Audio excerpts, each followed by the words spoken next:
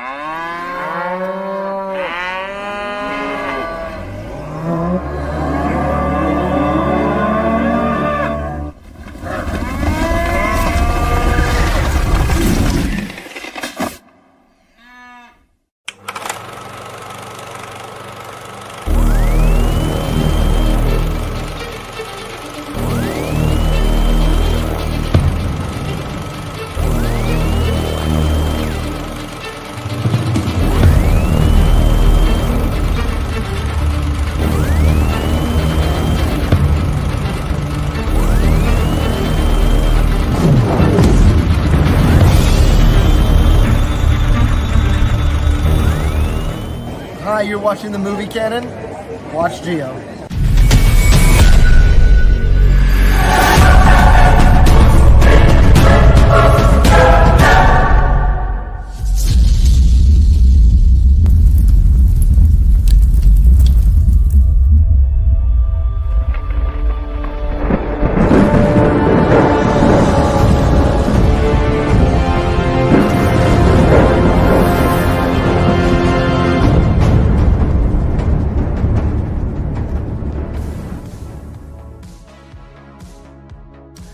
Hello, everyone. Welcome to my YouTube channel, The Movie Canon. I'm Giovanni, and this is the Mel Report, a show about movies, entertainment, and television news with a bit of discussion going on here.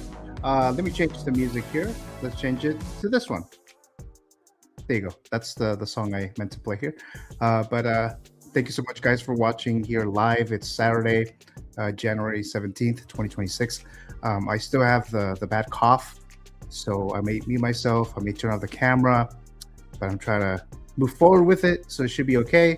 I do have a Canon Council member here today that will be helping me, and he will be providing his input on top 10 films / TV series of 2025. Mine are just going to be movies, but Adam will have a mixture of TV shows and movies. So we'll get the top 10. We're going to do a few honorable mentions first, and then we'll get to our top 10 list. I would say that 2025 was overall, at least the movies that I've watched, and I do usually watch a lot of movies throughout the year. I do feel 2025 was a bit weak when it comes to the films that were released or the ones that I've seen. So you'll see some of the grades here. Some of them were surprising. Some of them were like last minute additions, and I'm sure with Adam as well. But let's go ahead and bring him in here. Mr. 1 out of 12. Here we go. Since I was 3 or 4 years old, I've loved Star Wars. So we'll keep moving. We're getting into double jeopardy where things really get tense. Iron Man, knowing that the original Avengers are destroyed and the MCU goes down the drain. And also knowing that we destroy Indiana Jones, Jurassic Park, Jaws, Close Encounters of the Third Kind. Oh, man.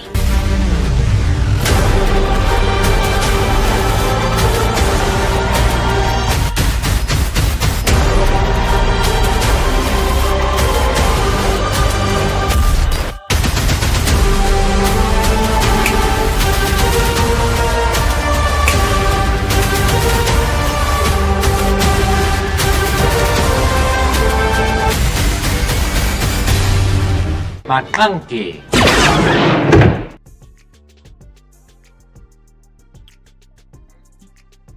There you go. Adam, all right. Hey, Gio, how are you? I like okay. your alien t-shirt. That's cool. Oh, thank you. Appreciate it. How you doing today, Adam? Good. It's snowing here in upstate New York, so it's winter, and we got NFL playoffs and good stuff going on. Okay. I agree with you. It's kind of a meh year for movies, but some good streaming, which we'll talk about. Oh, yeah. And some of the TV shows that you added in your lists, they would have been in my list if I was doing TV shows. Yep. But we'll get into it in a bit here. But Adam, as always, thank you so very much for joining here today. So let's look at the live chat real quick here. Okay, so yesterday, Mr. Sixco Mafia, Mr. Anthony, he became a channel member. So thank you so much, Sir Mafia, for entering the Canon Matrix, and welcome to the membership. Thank you so much. Then we have Mr. 1 out of 12, so hit that like button on the way in. So thank you so much, Adam, a moderator, a channel member, and here today as well. And then yes, guys, if you haven't done so already, hit the like button. It will help with the algorithm and all that YouTube ecosystem craziness. So thank you so much there, Adam. Okay, go to Mr. Jose Plus, a moderator. Say, hey, what's up, everyone? Jose. Thank you so much, Jose, for joining us here in the live chat. He just wrapped up his Más o Menos live stream show earlier this morning. And if you haven't done so, go ahead and catch that. It's on Jose Plus channel and on 16 Fix channel as well. So thank you so much, Mr. Jose Plus. And then we have Mr. Valkyrie Magnus, a channel member. Valkyrie. Gio and Adam, thanks so much, Valkyrie, for joining us here in the live chat. Much appreciated there. And he was on the Canon Council last night on Figure Stock. So thanks so much, Valkyrie. He says, I'm at the doctor's office today, but I'll catch the show later. Oh, wow. All right. Well, Valkyrie, Hope all's well there. Hopefully you get better there. I know he mentioned he was a little sick earlier in the week, and he almost didn't make it yesterday. So looks like things a little worse, but hopefully everything's okay there, Valkyrie. Let us know. Keep us updated. Thanks so much, Valkyrie. Let's see. Then Adam says, watch Más o Menos later to see if Viking or Gym Collector won. So yeah, there you go. Let's see. Gotta catch the replay, says Mr. 1 out of 12. Have an awesome show, guys, says Valkyrie. Also, guys, if you're watching in the vertical format, I know some people don't like it, which is fine. But if you're in the vertical shorts form version, I did drop the link for the regular horizontal format. So you just click on the link. I pinned the message there. So you just click on it and you get to the regular version of it. But thank you so much, guys, there. Jose, definitely let me know who would have voted for Adam. Yeah. So, Can't wait to see that. Rom-coms is the topic, so I'm really curious what they bring. Yeah, I kind of like that idea because, I mean, I voted for it when it comes to the topics because I think it's because we already kind of, the ones who pitched their characters for Más o Menos, we kind of pick characters that we like either love or you know, just want to talk about or whatever the case.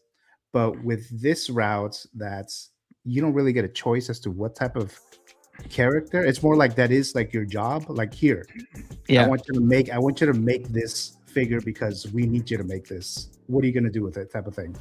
Yeah. And I kind of like that idea that okay, I got to think outside the box. What do you think was going to work?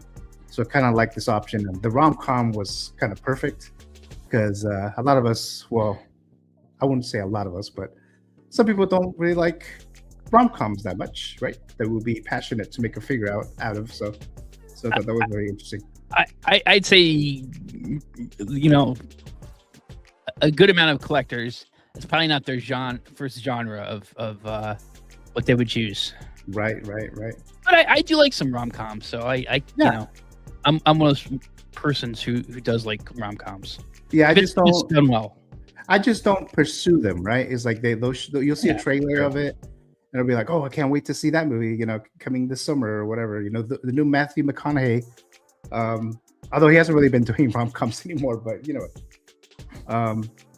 we have Mr. TJ Mike, a channel member. Happy Saturday, collectors. Thanks so much, Mr. TJ Mike, for joining us here. He was also on Figure Stock yesterday, and he was on Más o Menos earlier today. Let's see. Charlie the Unicorn joining us here. Thanks so much, Charlie. I've been seeing you on the chat more often. Thank you so much for coming back. And I did add a poll. Hold on a sec. I did add a poll, a question. Actually, it was a question, a Q&A type of thing. And then I asked, what was your favorite film released? Did I put when? What was your favorite film released? I meant in 2025. So that was a question, and I guess that's Charlie the Unicorn's answer. Predator Badlands. That was his favorite movie of 2025. So there's the Q&A, guys. Thank you so much there, Charlie. All right, guys. So that's it. So for this episode of the Met Report, I am doing again, I mentioned the top films, top 10 films / series with myself and Mr. 1 out of 12. So we'll be doing that now here today. Again, these are our own picks. We're not going to agree. Not a single person is going to agree with everything that's on their list, unless they're just straight up lying or something. It's not going to happen. We all have different opinions. We have different thoughts, different experiences and stuff like that. So there are going to be some odd ones in my scenario, in my case, that you may not expect them to be. It surprised me, actually, when I went through the whole list of movies that I saw in 2025. I was like, you know what? I actually did like this more than that particular movie and so forth. But here we are. So let's see here. We have Mr. Johnny Chronicles, a channel member, says it's Saturday Johnny, and it's snowing. Much rather watch the stream than shovel snow. I'm sure, right, Johnny? totally. Thank you so much for joining us. I hear always that. there, Mr. Johnny. I don't have any experience with that, but I'm sure it sucks. But there you go. Not fun. Particularly when you got to clear a path for the dogs in the backyard. We have little dogs. Oh yeah, I've seen your dogs. Yeah. The cute little dogs. I've seen them. I always say that I would like to live in an area that snows and rains a lot, but then again, I've been living here in SoCal most of my life, so maybe because I haven't experienced it, maybe if I actually did, maybe I wouldn't want it as much, right? The snow's good around the holidays, and then once you get into January, where we're at now, mid January, yeah, we're done. I'm done. Bring back the warm weather. How long does it usually last in your area, Adam? Oh gosh, March. We've had snow. We've had a May 1st snowstorm before. Oh wow, So that's not, crazy. I mean, it's not typical, but it's not unusual. Oh, But Yeah, end so- of March is by April 1st, you're in the clear. You can probably put the shovel and snow blower away.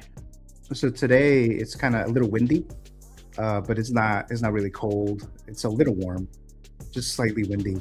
And it was actually a year ago around this time frame where we got all those bad fires in the LA Yeah. area. Jeez. So it's been a year now, but it was That was very horrible. windy a year ago. Yeah, it was very bad. But yeah, let me see here. Oh, and actually, kind of like a random boring fact that I kind of want to drop here. So apparently, California does not have a single spot of droughtness in like over 25 years. So we've been getting a lot of rain. So that's good, right? So Yeah. It's the upside. Mr. Brick Artemis, a moderator and a channel member joining us here, says "Go Bills." Is Yeah, that it's who gonna be a you're rooting good for? game today. Is that who you're rooting for, Adam, as well? Number one Patriots, but I like, even though they're the same conference, I do like the Bills. So if the Patriots don't make it, I'm gonna support the Bills. I don't follow football, but who are they playing against? The Bills? The Bills are playing against the Broncos today. Oh, the Denver Broncos. Okay. Yeah. They've won a Super Bowl in the past, right? Yeah. Yep. Not recently, I'm guessing. I think it's been a little bit. Been a minute. Oh, okay. Says hola, Adam and Gio from Johnny Chronicles. Thanks so much, Johnny. Let's see. Charlie says, nothing a flamethrower can't take care of. Snow. Yeah, there you go. Driving in snow, it's okay, but other drivers sucks at driving in it. I can't imagine driving in the snow. I just can't. I think I would. I don't think it would be good. I mean, it's bad enough here when it rains in California that people are like driving crazily.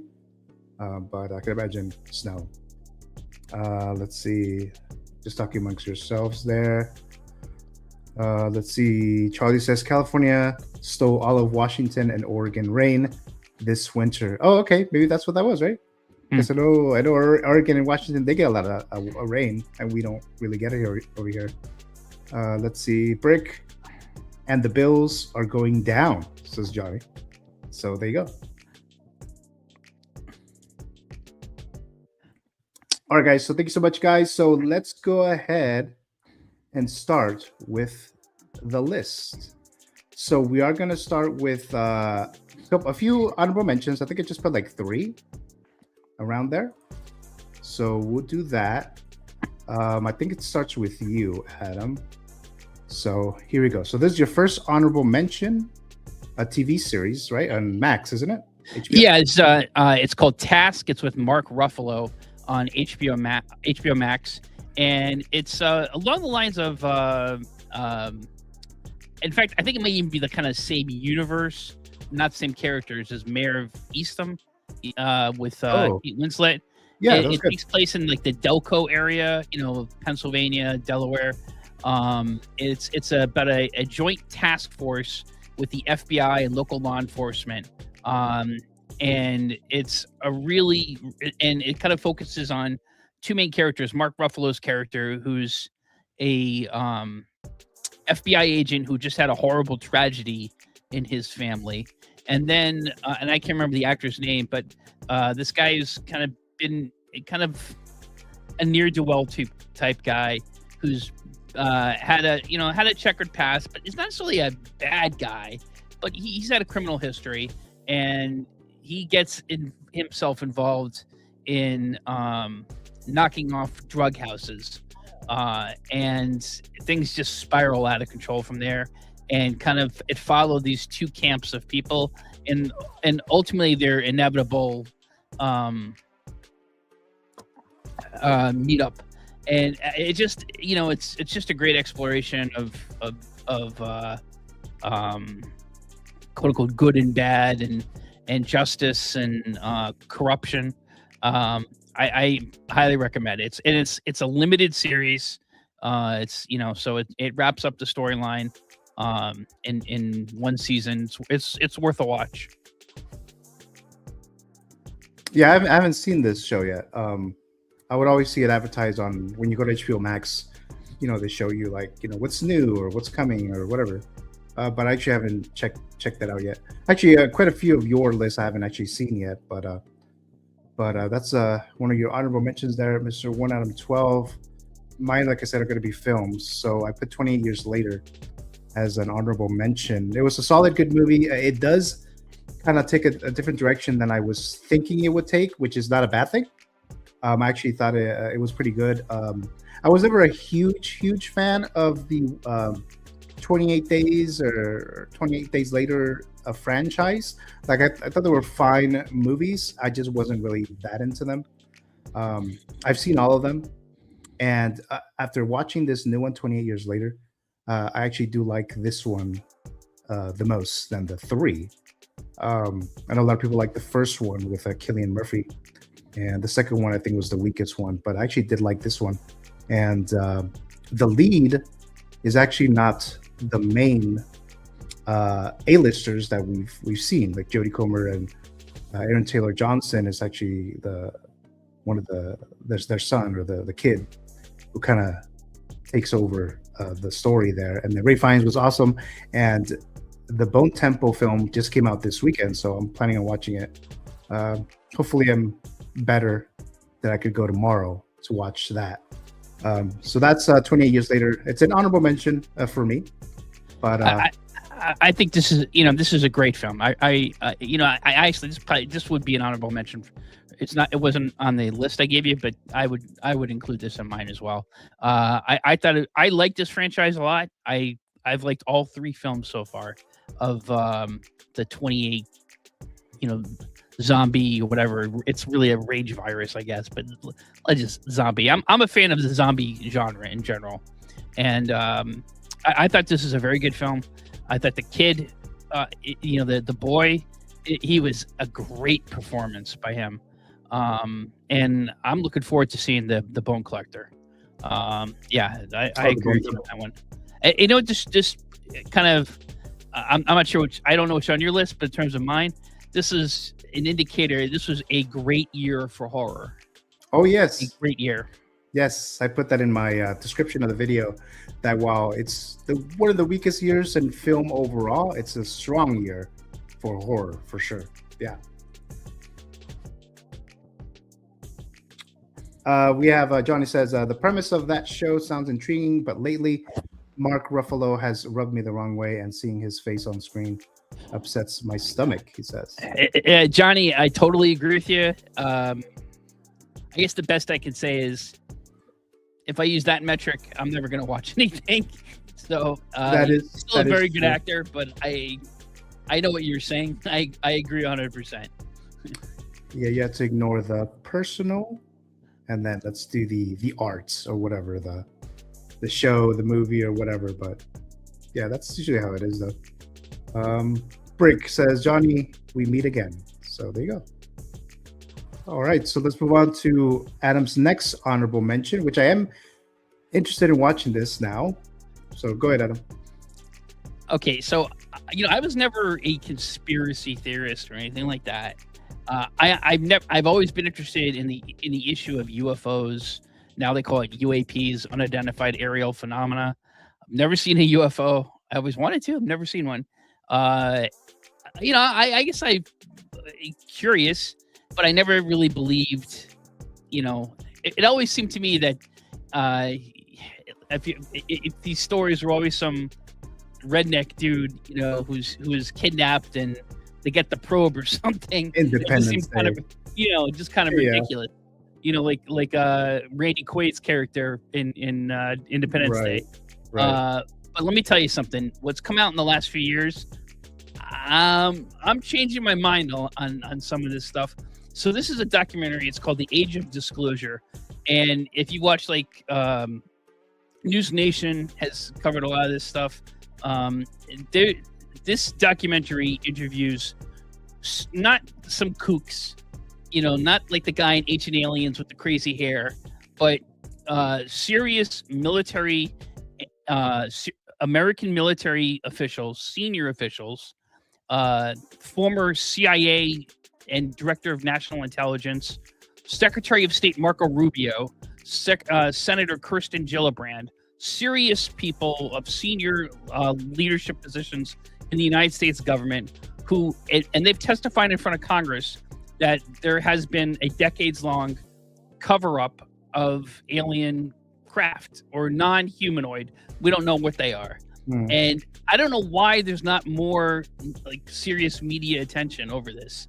If people are testifying in front of Congress, senior leadership people, it's just who cares? It's, I really think no this one is believes worth it. saying.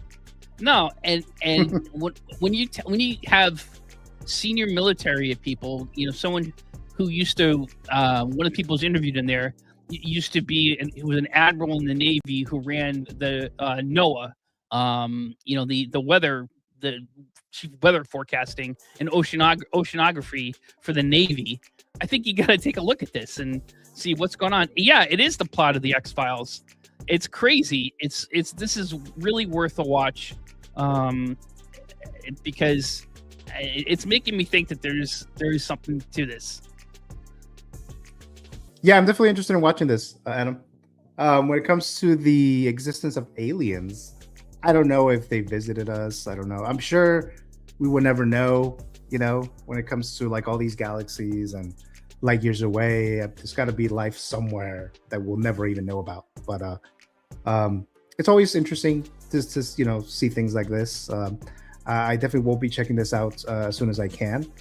The Age of Disclosure, which I didn't even know about until you brought it up, Adam. But thank you so much there. Charlie says, are including animated or strictly live action?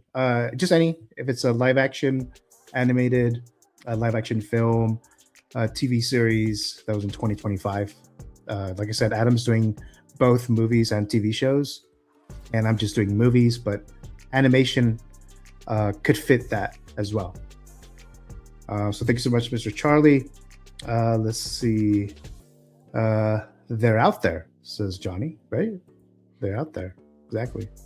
My application for MIB is still pending. So is mine. So still waiting for that. They're going to call me G.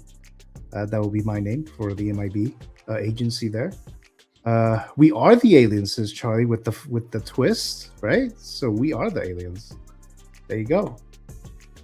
Brick says, people say we'd never see aliens because it would take thousands of years to get here. Well, what if they left thousands of years ago? Maybe. Exactly. Or we just assume, there's who knows what technology some other races developed, Have you seen this movie with Adam Driver? I forgot what the name of the movie is. He lands in a planet. He land crashes or whatever in a planet, and then you see these dinosaurs and this weird shit. I want to see it. I think it's on. It might be on Netflix now. It was on one of the streamers I didn't have access to. Yeah, so it's I think they just added it on Netflix actually. I thought it was gonna be something different. I thought the twist was gonna be. Well, I mean, if you're gonna watch it, I guess I won't spoil it. But 65. There you go. Thank you, Charlie. Yeah. 65. So I thought it was going to be like a little twist when there's a human that's landing in a planet. He's like, there's no other humans, and Adam Driver crashes there, and therefore something happens throughout the years. You know what I mean? But ultimately, I watched it and I didn't like it. But that was just me. Adam, we need to talk, says Britt. Yeah, absolutely. Let's see. Charlie says we are from Mars, which is why we are so drawn to go back. There you go. That explains the existence of Brick, says Johnny. There you go, right? Yeah, 65. Yeah, there you go. My honorable mention is a movie called Warfare. Now, this movie, if you ever had any desire to go to battle or war, this movie will, not just this movie, but there's plenty of other movies, but this one definitely will deter you from trying to be involved in any kind of war thing. It was done very well. It's a great film. It takes place basically in one location. Nice pacing, great performances by everyone. So it was a great film overall. So I'll mention as a honorable mention there. But have you seen this movie yet, Adam? I did. I agree. This would make my honorable mentions as well. Yeah, it was. I'm a fan of the war genre, and I think this was very well done. You know, it's basically about one battle in during the Iraq War, and it's pretty it's kind of takes place in real time. When these guys are trying to, they come under assault, and they're trying to get out of an area that's being surrounded by, being surrounded. So it's pretty harrowing. Yeah, and I wasn't that really interested at first to watch it because they've done the movies set in Iraq like for the last 15 years, and I'm like kind of tired of it already. But I saw something, I forgot what I saw somewhere, where it was like a kind of like a real account as accurate as they possibly could to depict that event. And then I saw these great actors in it, so I was like, all right, let's just check it out. And then I took with some people, like even like my younger brother and my nephew, who's like 16 now or something, 17, and they all liked it. So, but it was pretty good. Let's see. Brick says, I hope someone has Band of Brothers. Great show. Actually, I haven't seen that. Oh, that's one of the best. That's one of the best war. It's not a film; it's a miniseries. Spielberg, Tom Hanks produced it, and it's about the I think it's the 101st Real Airborne Unit that parachuted into Normandy on D-Day. So it's a great complementary to Saving Private Ryan. Tom Hanks produced one of the producers for this, no? Yeah, he's the showrunner with Spielberg. Oh, okay, yeah. Band of Brothers. And yeah, my cousin has been like telling me that I need to watch it, but I just, one of those situations where I just don't, either forget or just don't end up watching it. And I know it's been out for like a decade now, I think, or more. Yeah, it came out right before 9/11. Oh, okay, yeah. So it's been a long time. I should check it out though. Charlie says the only thing that crashed the 65 box office. That is true. It definitely did bomb, right? So yeah, definitely. Oh wait, this is only 2025, says Brick. Yeah, right, 2025. But Bob is an awesome series, but yes, it's 2025 specific. Yeah. Band of Brothers. Let's see, Alice, my sister Alice joining us here, a channel member. Did Heated Rivalry make the cuts? I guess you have to wait and see, Alice, if it'll make the cut. Well, Adam's the only one who's doing TV series. I'm not doing TV series, so there you go. Charlie says Band of Brothers was boring. Oh wow. Okay. It still holds up, Gio, says Brick. Okay. Charlie says I'm a big war film fan. See Patton, for example. Yeah, Patton was good. I remember Patton. Yep. It's been a long time since I've seen it. And Johnny says, Saving Ryan's Privates is a classic, he says. I think that's a. I don't know what yeah. movie you watched, John. Yeah, I think that's a different one. Right? Says Waterfront was good and very underrated. I don't think I've seen that. Is that a series or a film? A break? I don't remember that at all. So that was Warfare. Next one is Adam's Superman. So there you go. Yeah, I had kind of a tough time deciding between this one and one of my top 10 films, but I ultimately came, had this as an honorable mention. Really enjoyed it. But there's the other one I think maybe I like just a smidgen more. But I thoroughly enjoyed this film. It was a fun film. I look forward to seeing what happens next in that universe. Yeah, I liked Superman. I didn't love it. So maybe it's in my list or maybe it's not. But yeah, so that's the Superman James Gunn. I thought yours was going to be much higher, Adam, so I was a little surprised. But yeah, so that's an honorable mention there for Mr. 1 Adam 12. Let's see here. We Were Soldiers is great too, says Brick. Yeah, that's the one with Mel Gibson, right? In Vietnam. Yeah, that was good. I saw that in the theater when I was in I think it was in high school when that came out. Series from Netflix this year, says Brick. Oh, so it's from Netflix. Let's see. Great pick, Adam. So there you go. Yeah, Superman. I think this is my last honorable mention, I believe. So it is Guillermo del Toro's Frankenstein. Yes, it didn't make it to my top 10. I do like Guillermo del Toro. I still think his best film is Pan's Labyrinth. I didn't get the opportunity to watch this film in the theater like I wanted to. I don't know if it would have elevated my liking of the movie or not. Maybe, probably not. But it was a solid movie. I think the pacing was a little too slow.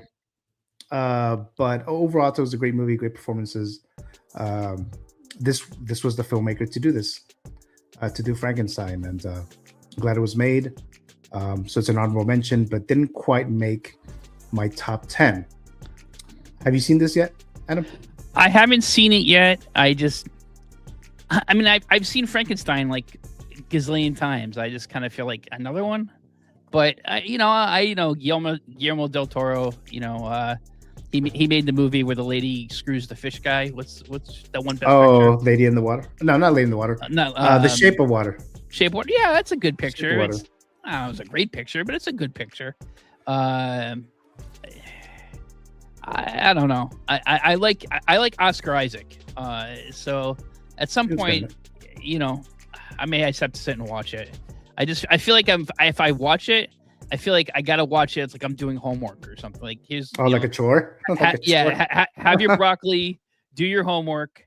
Like I said, I've seen this movie a million times, or the story, and I've read the book and all that. Mary Shelley. But I know there's always different interpretations. I get it. It's a beautiful film, if that helps a bit. But okay. It is long. It's like 2 hours and 35 minutes or something. But let's see. No, Waterfront is Netflix. Sorry. So I think that's what you meant. Yeah. Screws the fish guy. Yeah, from The Shape of Water. Exactly right. Let's see. Brick says, I like the actor who played Frankenstein. I always forget his name. Oh, Jacob Elordi, right? Elordi, yeah. Jacob Elordi. Yeah, Andrew Garfield was supposed to be Frankenstein. And last minute, they had to recast with Jacob. But it was going to be Andrew Garfield. Dude is super underrated as an actor. I liked him in this. He was pretty good. I mean, he's playing a monster, basically, but he fits for this. He physically and just everything, it looks well. The makeup and all the cinematography, it's great. So we'll see what Oscar love it gets for this. But there you go. No, is this take as as the monster? Actually, Frankenstein's the doctor. As the monster, is he well spoken, or is he the Boris Karloff fire bad type of monster? It's a little bit more. He's a little bit more eloquent than the classic. Yeah. Frankenstein for sure, but it doesn't get too much. Have you seen the Beauty and the Beast, the live action movie? Yes. You know how they kind of changed it a little bit, that they make the Beast like a little more, I don't know, more eloquent, I guess. I don't know if that's the better word for it. It's kind of a little bit like that. He's still the Frankensteinisms that we've seen, but he's a little bit more well spoken than the one from the classic version. Let's see. Brick says, "Wow, I didn't know that." Yeah, so they changed them last minute. Movie with Margot Robbie looks good too. But yeah, I haven't seen that either. Is that out yet, Brick? I'm not sure. I don't know if it's out yet.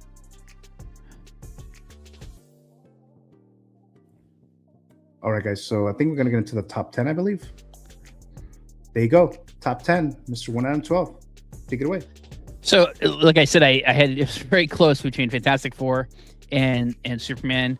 I think I love both movies, and I guess if it's a metric of, are you going to order the Hot Toys figures? Well, yes, I do have the James Gunn Superman figure and Crypto right on my desk, right to my left here, and I actually have all 4 Fantastic Four Hot Toys figures pre-ordered, and I think I'm going to order that Galactus. So if that's a metric, cool. Yeah, I really liked that Fantastic Four film. I loved the score. I like the world that that the director created in this quasi like Life magazine early 1960s universe that maybe didn't have the tragedies of JFK's assassination and the Vietnam War and all the other violence that we had in the 1960s, but that man got to move. That there was hope and optimism. I really like that world they created, and I'm looking forward to see how they integrate those 4 characters into the mainline MCU, because it's going to be a little, while the mainline MCU it's not quite our universe, it's more like our universe. So I'm curious to see how that's all going to play out. Yeah, speaking about the figures, I mean, I didn't pre-order any of them because, like I said, I don't usually pre-order Marvel characters. I don't love them as much as other stuff, but I do like the MCU. But there's some other characters that I prefer, like Spider-Man, Wolverine, stuff like that.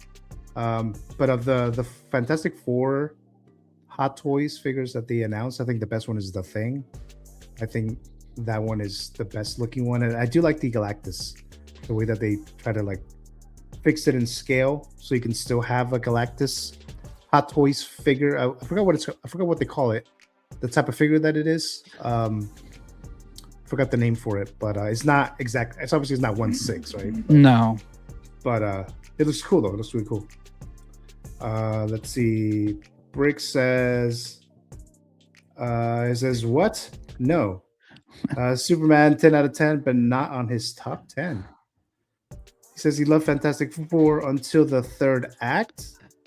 Yeah, you mentioned that before, Brick. So you're not gonna like some of the later lists, probably.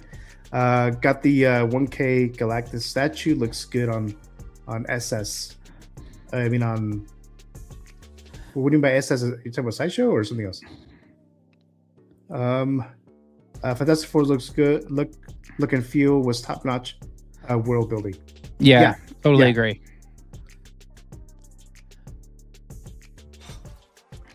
All right, so let's move on to my number 10. Now, my number 10 is new. I just watched this, and I thought about it for a while, comparing it to other movies. So I was a little hesitant to add it here, the number 10 spot, because I just watched it. And I kind of like to think about it a bit, marinate in it, before I make a decision, something like this. But it is Begonia, starring Emma Stone. And damn, I always forget the actor's name. What is the actor's name? He's a really good actor, which I think he'll win an Oscar. Jesse Plemons. Yes, Jesse Plemons, which I'm sure he'll get an Oscar someday. Got to start on Friday Night Lights. Oh, okay, yeah. And then he was in Breaking Bad. And Breaking Bad, of course. Yes, yep. And Jungle Cruise. If you saw the Jungle Cruise live action, he was in The Irishman. He was in I'm sorry, not The Irishman. Another Robert De Niro film. He was in Flowers of the Kills the Flower Moon. Killers of Flower Moon. Yeah. So he's a great actor. So they need to give him an Oscar at one point. He's in this. It's a very simple story, really. Like there wasn't really much like effects or anything like that you needed to really do. You didn't need to get too like epic, even though there's a lot of questions while you're watching this film, because it's like you're questioning, like, is the guy nuts? Are those two guys nuts? Because they seem nuts. So are they nuts? What's actually happening? What is real? So until the very end, you realize what it is, whether it's what you thought it was, or maybe it is or it wasn't. So I thought it was a pretty good movie, solid throughout. I really liked it. Great performances, great story, great pacing, great direction. Emma Stone, she's like getting up there when it comes to her acting. She already has 2 Best Actress Oscars. She might get nominated for this role here as well. It's the guy who made Poor Things. So he made that film. Yorgos something or other. Yeah, I always had trouble pronouncing his name, but I like Poor Things. It was a solid movie. I didn't care for the one that he made before with when the Queen. I forgot the name of that movie now too. I didn't care too much for that one. It got a lot of Oscar love too, but this is the best one of his movies in my opinion. But Begonia, surprisingly, made it to my number 10. So take it away, this is actually was initially on my top 10, and then I saw 1 or 2 other things that kind of bumped it. But I guess if I did my list purely just on films and I didn't have some series that I really loved, this would be on there. You got to see this movie. It really Twilight Zone, and that's all I'll say. I guess it's one of those like that a Twilight the least Zone episode. The least you know about, the better. I think, right? 100%. Yeah, so it's kind of like that. If you like the Twilight Zone, then this is for you. And I was a big fan of the Twilight Zone. Oh, okay, yeah. Brick says this is your guys' list. Totally fine, right? I haven't seen this. So there you go, Brick. Begonia. This movie gets an Oscar nomination, likely, says Charlie. I think if they do the 10 nominees, they don't always do the 10. It depends on how many movies came out, but it's a good chance it'll get nominated for something. Emma Stone, big fan of Emma Stone, says Charlie. So there you go. So that was my number 10. Let's go to Adam's number 9. Take it away. This is a movie called Train Dreams with Joel Edgerton, who those sort of Star Wars fans know him as playing. He played Uncle Owen in the prequels and in the Obi-Wan series. It's a very simple story. It's you can watch it on Netflix now, but it's a very simple story about this guy's life. It takes place. It starts out in like the late 1890s or so, and he's basically a lumberjack. Has a troubled life, and he marries, and just about his life. I want to say it takes place in like Wyoming, that area. I can't remember exactly. But it's a beautiful story. I mean, you're gonna cry in it if you're a sentimental person like I am. Just a really simple, beautiful story. Really worth your time. I did see it. It was a bit sad. I thought the pacing could have been a little better. I thought it was a solid movie. It didn't make it to my top 10 list. Just as a little spoiler there, but solid movie. I wouldn't necessarily want to rewatch it, but it's a nice looking movie. Like I said, simple story, like you said, and kind of sad. I'm a fan of the sad film genre. Oh, okay, all right, yeah. That's on Netflix. That's how I watched it. It was on Netflix. Yep. Yeah, same. My number 9 is surprising even for me, because again, when I went and looked at my list, This movie called Twinless. So it came out, and I just saw it a few months ago. I did like it. I wasn't expecting it to like it that much, but I thought the writing and the dialogue is key here. It's kind of like a black comedy, not like crazy black comedy, but it is kind of a little dark. And it has Dylan O'Brien that you guys probably have seen in what's it called, the Maze Runner, and that new movie, that Sam Raimi movie that's about to come out, Send Help or something. I forgot what the name of that movie is. So he's in this. So there's these two characters here. So one of them, Dylan O'Brien, he's a twin, and the other guy is a twin. I'm not gonna give you any spoilers or anything, but the Dylan O'Brien character, his twin is gay, and so, but he dies. So then the other guy here, he's also a twin, and then they went to like one of those meetings, like when you lose someone, you kind of like try to cope, and they kind of meet, and they kind of hang out, and it becomes some like craziness going on, and it was actually very entertaining and kind of funny, which I wasn't expecting. So I actually liked it quite a bit, but it's probably not for everyone. But that's Twinless. So that was my number 9, which I was surprised. Is it streaming now? Do you know, or is it? I don't think it is. I think you just have to rent it somewhere. Okay. Yeah. So that's my number 9. Let's see. So let's do, I think, number 8 for Adam. So take it away. This is a TV show. It's on Hulu called Paradise. It's with Sterling K. Brown. He plays a Secret Service agent to the President of the United States, plays by James Marsden. Of course, plays Cyclops in the X-Men films. And Julianne Nicholson is a character who's like a tech tech industrialist. Her nickname is Sinatra. The less I say about this show, the better, because this is one of the great surprises. And is several of them in this show, and just a phenomenal show. I really don't even want to say too much about the genre of show that it is, but there's some very surprising things that you probably won't see coming, and so the least you know about it, the better. But it is an awesome show. And Sterling K. Brown, who is in This Is Us, the same showrunner as This Is Us. Of course, he played Killmonger's father in the first Black Panther.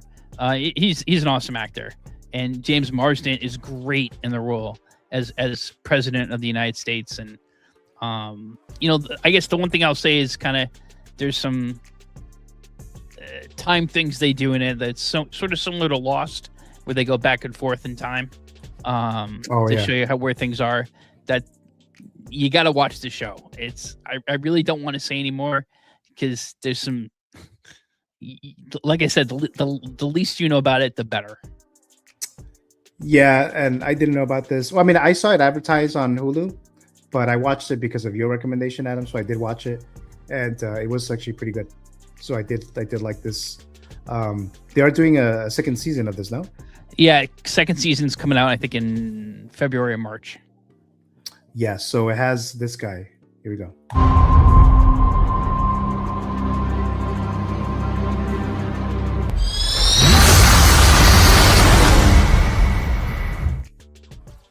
Yeah, Marsden is great in this as the president. So yeah, so that was a good choice there. I did like this series. It's on Hulu, and yeah, like the least you know about it, the better at this point. If you haven't even seen anything, just check out the first episode. I think it's one of those things. If you don't like the first episode, then you're probably not gonna like the rest of it. But I think you'll be intrigued, I will think, in the first episode. So that's Paradise on Hulu. Johnny says, "Color me intrigued, Adam." So yeah, there you go. My number 8 is a horror movie. It's a a remake, Silent Night, Deadly Night. I didn't think this would make it to my top 10 list at all. I just figured it would be another horror remake, and it is. For whatever reason, I actually kind of really enjoyed this. I guess if you haven't seen any of these Silent Night, Deadly Night movies, it's probably best to leave it like that. It does get a little Dexter-y, the show Dexter. Mm-hmm. It kind of gets like that, but with like supernatural elements in there. So if you're a big horror fan, you probably already saw this, but it does take a little twist from the original. So it is a little different in that sense. But overall, I actually really did like this, and so much that it made it to my top 10. I don't think you've seen this. I haven't seen this one, no. Yeah. So that's a Silent Night, Deadly Night. Let's go to Mr. Adams, number 7. So as we said, this has been a banner year for horror, and Weapons. This is an awesome movie, and again, it's probably many of you have probably already seen this, but the basic premise is that a classroom of elementary school kids one evening walk out their homes, and they run out and they go missing. And it's an exploration of what happens to these kids, what is going on in this town. And it's got a great cast. Josh Brolin is one of the parents. Garner, what's her first name? Who is in Ozark, and she played the Silver Surfer. Or Julie? Julie or Julie? Yeah. She's Silver Surfer. She's the teacher. Amy Madigan, who I haven't seen from in a while. Of course, she was in Field of Dreams, Kevin Costner's wife. She's Uncle Buck. She's in this, and she's incredible. She is incredible. She should get a Best Supporting Actress nomination. That's my pick. That's my pick for this year's supporting actress. She is wow. So again, beyond what I just told you, the less you know, the better. It is a wild movie. It is a great movie. Well worth watching. Yeah, Weapons. It's on my list, so I won't say that much.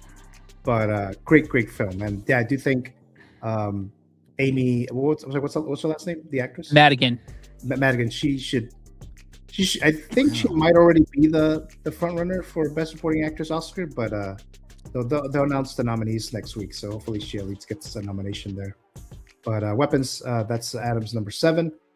We have Mr. Ryan Swayze dropping by. Thank you so much for joining us, Ryan. He says, I absolutely loved Weapons. Yeah, so great film for sure. And thank you for joining us here again, Ryan. Johnny says, great pick, Gio. As a horror fan, I definitely appreciated that quote-unquote remake. Yeah, so you saw this, Johnny? Yeah, it was pretty good. Like I said, it does a little twist of the original version, the Silent Night, Deadly Night. So, and actually, I will tell you this. There's a scene where this guy takes out like a shitload of Nazis, which is awesome. So you could imagine, you can think of maybe like Inglourious Bastards in a way, kind of. So that was an awesome scene. So that was my pick there for number 8, and Adam's number 7 is Weapons. Let's see here. Johnny says Weapons was intriguing, and I recommended it to many folks. Another great pick, Adam. So yeah, there you go. All right, moving on to my number 6. I'm sorry, my number 7. Surprisingly, I actually did like Lilo and Stitch. Again, when I was looking at the list of the movies that I've seen, I was like, oh shit, Lilo and Stitch actually made it. I saw the original when it first came out in the theater. I think my sister Alice wanted to watch it or something, the animated movie. So we all went and saw it. And, it was fine. It was a cute movie. But it was never like one of the top, Disney animated movies. I was already older, anyways. I came out in 02. I think it was in high school. But then I saw this, and yeah, I thought it was pretty good. It was solid. It was funny. I do like the Stitch. He looks pretty good when it comes to the CGI and all that. So he looks pretty good in this. Some people did not like the ending because it says it contradicts with some of the messaging of the culture or whatever the case, based on the animated movie, which I didn't mind, but I could totally get. But overall, solid movie. $1 billion film, making Disney some more money there on their live action films. So that's why it was number 7. I don't remember because I know we've talked about the figure about this, but were you planning on watching this, Adam, or you weren't? I've seen the animated. I've seen the Stitch, the first one. Stitch has got a glitch. I think they had a cartoon. Emily was really into that. Lilo and Stitch, and then Leroy and Stitch. I've seen all that. I've seen all the animated stuff with her. I did not see the live action. Emily saw it, and she did not care. I think the changes they made didn't sit well with her. So yeah, she was not a fan. So she just saw it on her own on Disney Plus. So I have not seen it. Yeah, I've heard a lot of people who loved the animated movie. They did not like the change that they did at the end.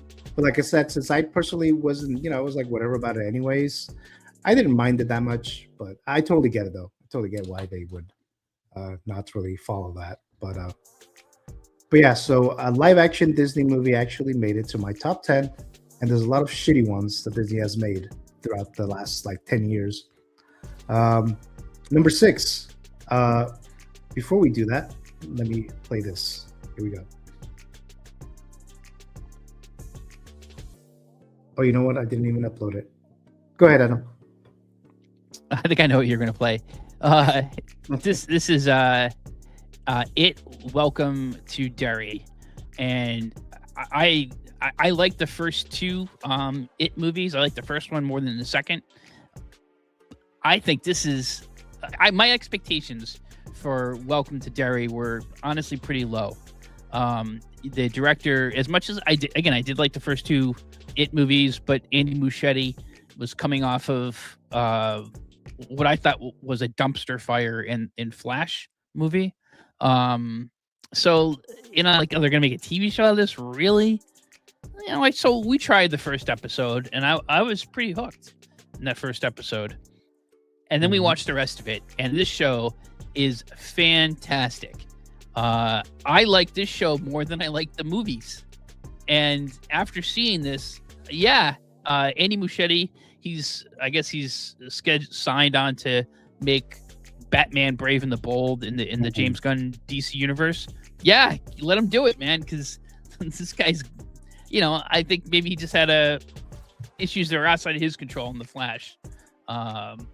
So this was first of all, Bill Skarsgård is awesome as Pennywise, and he was never more scary than he is in this series, even more so than the films.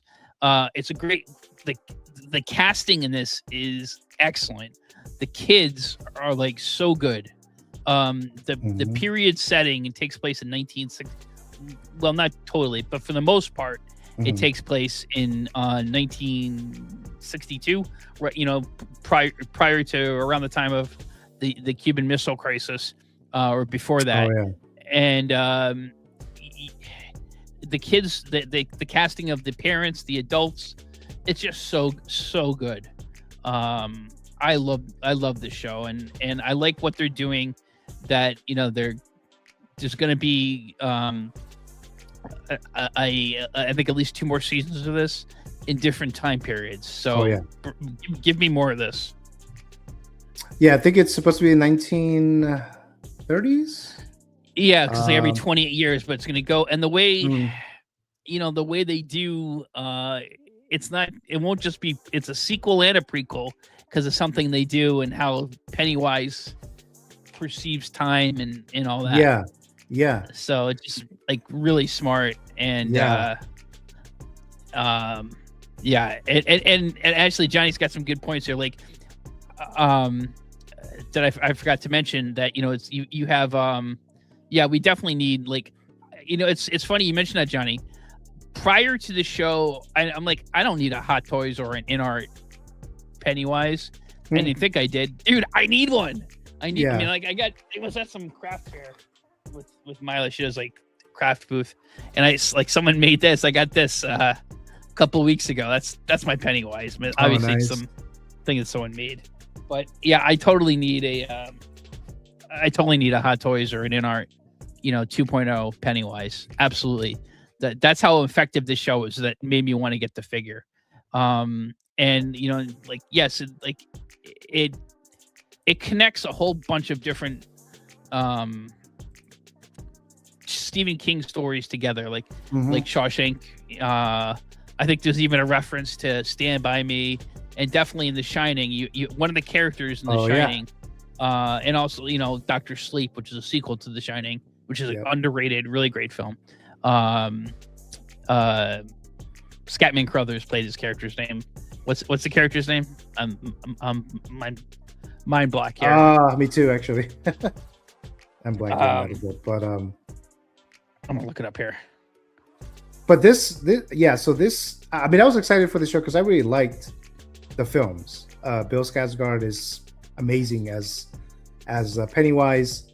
The guy who did Adam Warlock in The Guardians, the actor, I can't remember the actor's name right now for some reason, but he was supposed to play Pennywise in the It films, and then they had to recast with Bill Skarsgård, and he's amazing in this. And I would probably say that he is scarier in this series. I don't know if we get more of him in the series or not, because you don't even see him until like mid-season or something like that. Actually, speaking of that, now they live down here with the crowd.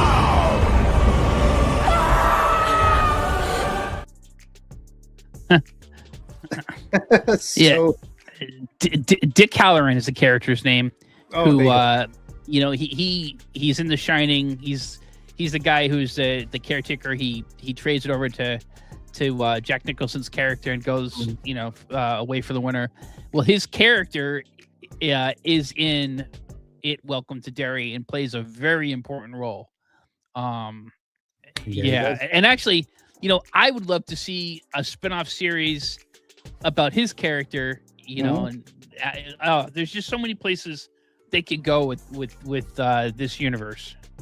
Yeah, and actually the weekend of the finale of Welcome to Derry, which was released on Sunday night, early December. So I watched The Shining in the theater for the first time in IMAX that Saturday, the day before Welcome to Derry. So I had a nice Stephen King weekend, which was pretty cool. This would have been really, really high if I was doing TV series.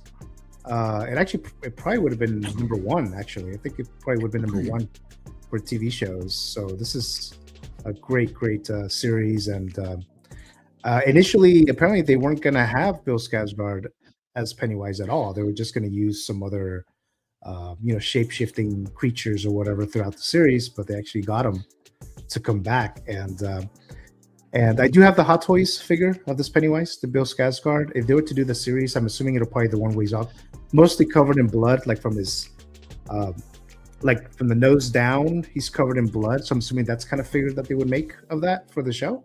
But I don't think they would do it. I think they might would have done it by now, but you never know with Hot Toys. But and this series is dark. I mean, they do some really they kill kids in this. Yeah, a lot actually. Yes, and that's Andy Muschietti, like you mentioned, Adam, which you were not a fan of the Flash. I actually did like the Flash, but yeah. So I'm glad this is still. I think they are doing a season 2, so I'm excited for that. So great show for sure.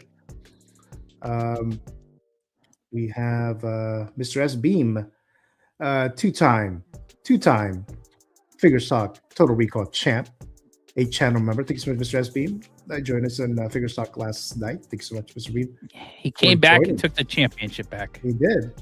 Yeah, he was going to show up, and I'm going to take it. Comeback story of 2026. Right, the very first one, right? So I don't know. I think Feezy wants that shot again, so we could even it out. So we'll see, right? Let's see. Johnny says lots of clever Stephen King Easter eggs in this series. Yes, definitely. Let's see. I wouldn't be surprised if they did a spin-off. Adam, the actor, did a great job. Yeah, he did. Would love to see it. Yeah, so let's see. All right, so moving on to my number 6. That's Final Destination Bloodlines. There's a love and hate situation with Final Destination with me because I really liked the first 2. I did not like the third one. Did not like the fourth one. The 5th one was kind of like a prequel in a way. It was okay. I kind of like more of the twist at the end more than anything. And then they made this Final Destination Bloodlines, which is the 6th one. Of course, I was going to watch it, but I still wasn't completely super excited for it. I was gonna watch it. Initially, it was supposed to just drop it on HBO Max, but I think when the CEO now, what's his name, Zaslav? David Zaslav. Yeah, so I think Zaslav. when they came in, they decided this is so good that it needs to play in the theater, and they played it in the theater, and I watched it, and it's a lot of fun. It goes back to like the first Final Destination movies. They did everything very well. It wasn't as CGI crappy like some of the older movies. It has CGI stuff. Not saying that they don't, but it just looked really bad in some of the older ones. Even within the age, the time for its time and stuff like that. But I really enjoyed this. A lot of surprises. If you've seen these Final Destination movies, you might think it's going some way, and then just kind of takes a different turn. But it's like, oh shit. A lot of fun with this. So I made it to my number 6. Have you watched any of these movies at all, Adam? I have not, but I guess my question is, if it's the Final Destination, why do they keep making more of them? It's the final. I don't understand. I think it's just the character's Final Destination, not the movie. It's our last one, we promise. Oh wait, we got another one coming. Yeah, because I think it's the 4th one. I think it's the 4th one. They literally called it the Final Destination because I think that was supposed to be the last one. And they made 2 more. And now they're going to make even more because it did well, both critically and at the box office in 2025. So this is yet another example of how horror was a good year in 2025. This is one example as well, on top of dairy, weapons, and stuff like that. But any other thoughts on this, Adam? Yeah, I'm not familiar with the franchise. Other than my bad joke, I'm not familiar with it. Okay. Let's see. Mr. Jose Plus, a moderator, says, hey fellas, Harrison has launched his video channel. Go ahead and subscribe.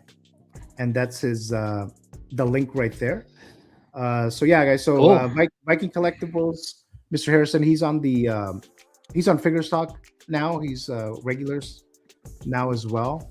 And he launched a new channel, which will have its first episode on January 29th, I think he said. So go ahead and subscribe. He talks about figures and focus on video games and photography. So definitely support our friend, Mr. Harrison. Jim and Vita, which a lot of us know here, the community, the collecting community space. So they're part of that show as well. So it's a combined show, live stream coming on Thursdays, I believe Thursdays. So definitely check that out there. Thank you so much there, Mr. Jose Plus. Ryan says, Final Destination Bloodline was much better than I expected. Yeah, exactly. That's how I felt for that one as well. Mr. S. Beam says, I liked Welcome to Derry very much. Probably would make my list too. After the first episode, it took me a bit to go back to it. was rather traumatized being a dad myself. Oh yeah, I can imagine. Yeah. Oh yeah. I Yeah, like totally it's- agree. Like Adam said, these kids, they get taken out. Yeah, sorry. I turned to my wife after that first episode, and we were both like, "What the fuck?" Yeah, it's pretty violent for even with little kids. So yeah. Johnny says this one hurt too much, or this one hurt to watch, as Tony Todd was in the last stages of his condition. Yeah, he did not look well. Yeah, that's right. He looked very ill. He looked sick, which is kind of sad. And then he did pass away not too long after that.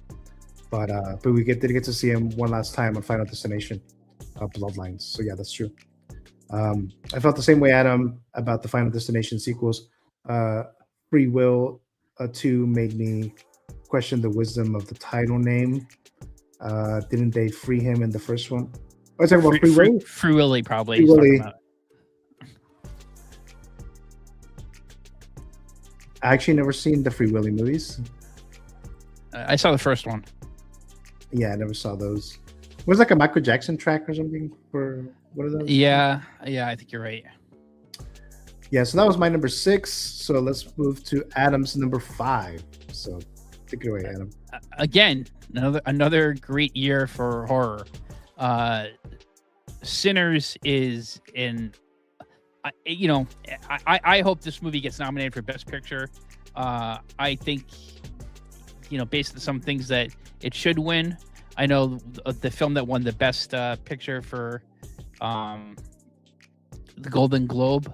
And hopefully this isn't on your list of top 10, but should not have won. This is a great. It's not obviously it's not number one on my list, but it could be number one. To be honest with you, it could just as easily be. But there's something else that really hit me more.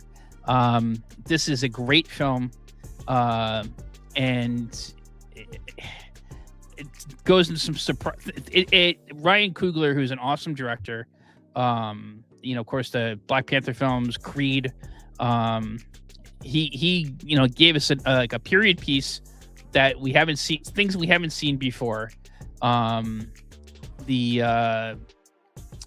acting, the cinematography, the editing, everything about it is awesome. And then where it goes halfway through the movie is, some people maybe.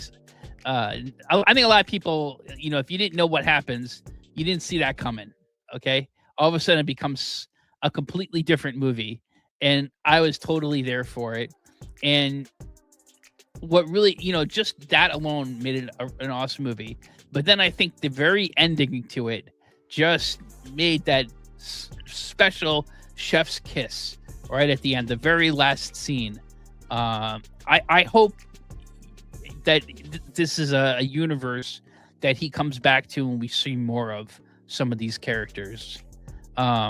Because I don't want, I feel like I shouldn't say too much, even though I think a lot of people know that what the turn is, because in case you haven't seen it, it's like some of the things I've talked about, Bergonia or Paradise or Weapons, the less you know about this going in, the better, and the more you're going to enjoy it.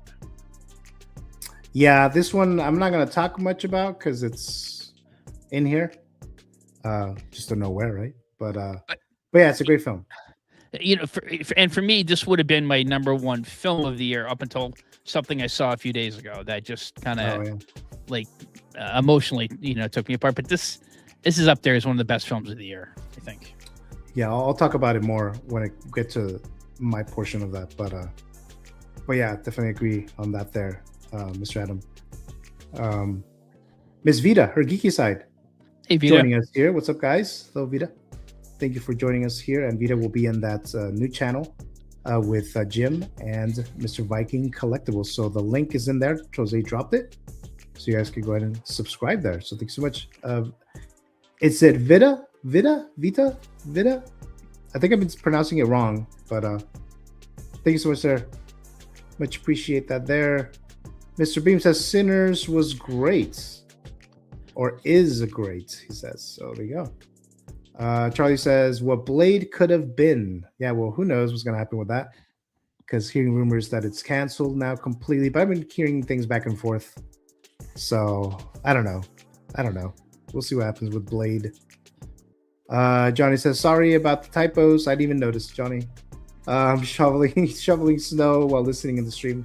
Careful of shoveling that snow. That could be dangerous. So be careful there, my friend. Oh, is it really? No, people, you could have heart attacks by doing that. Seriously, it's it could be very dangerous. Oh wow, did not even know that. No, Sinners used costumes originally made for the feature Blade movie. Yeah, I heard about that. Because they were supposedly going to do Blade set in that same era, right? 1920s, 1930s, stuff like that. But I guess they scrapped that. So they use some of the costumes for Sinners. S Beam says Geo wouldn't know. Yeah, definitely not a single moment that I ever have to do that. But that is very true. My number 5 is a surprising one for me as well. This was released early in the year. I think it was January.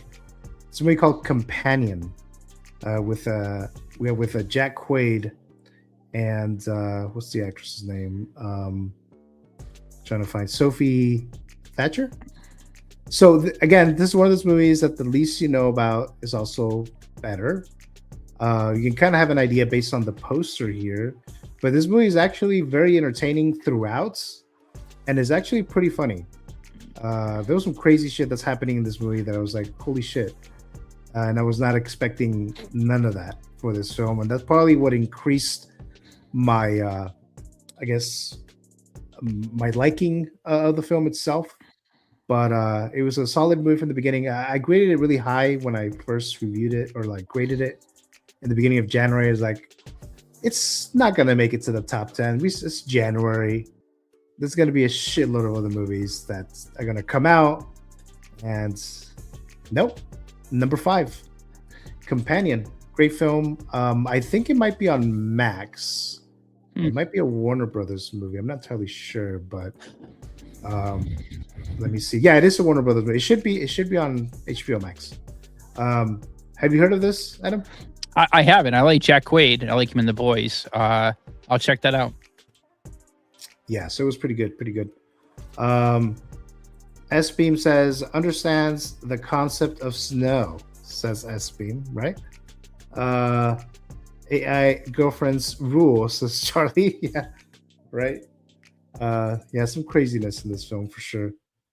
Companion is so good, says Ryan Swayze. Yeah, exactly, right?